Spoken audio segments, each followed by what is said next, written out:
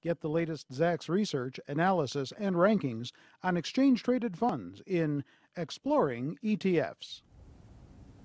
Hi everyone, Eric Dutram here with another edition of Exploring ETFs.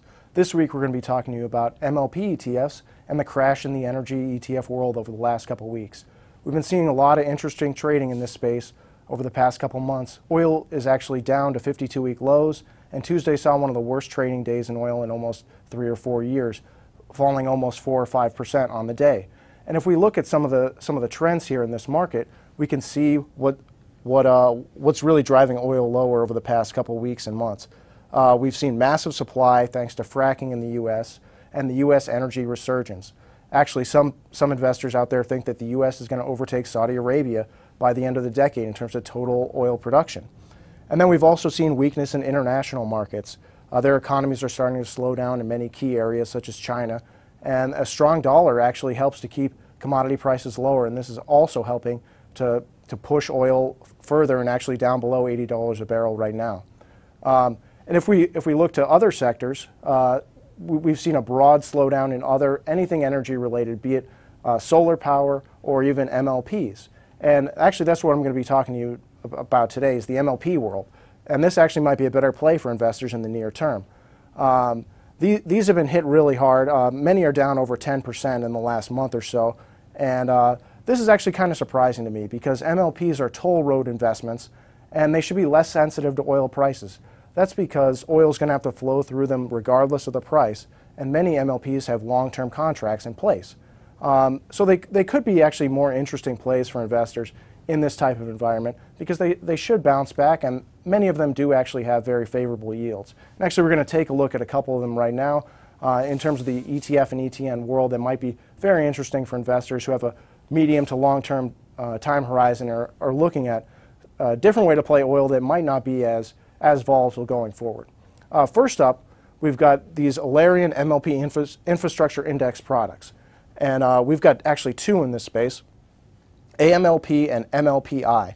Both follow this same index.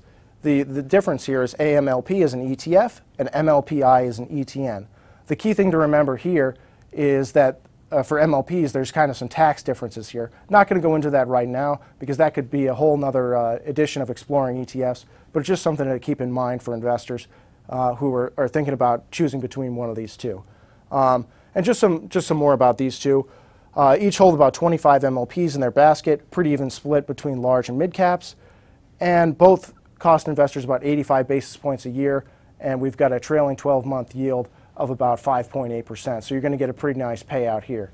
And if we look, we've also got an equal weight one that we're going to take a look at right now, and that's the Credit Suisse equal weight MLP ETN, MLPN.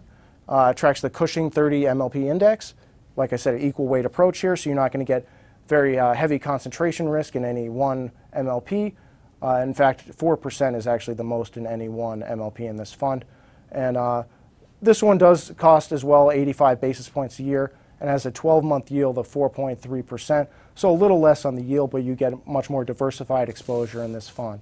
Lastly, we've got another MLP fund. This is one that has a much wider exposure profile. It's a fund from iPath, actually an ETN from iPath.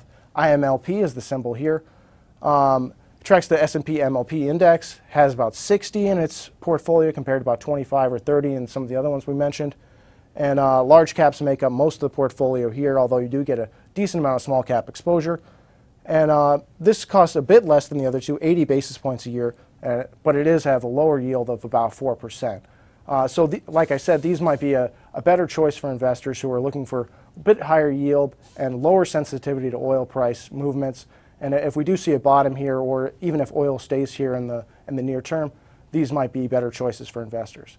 Well, that's all the time we have for today. Thanks for tuning in. We'll see you next week.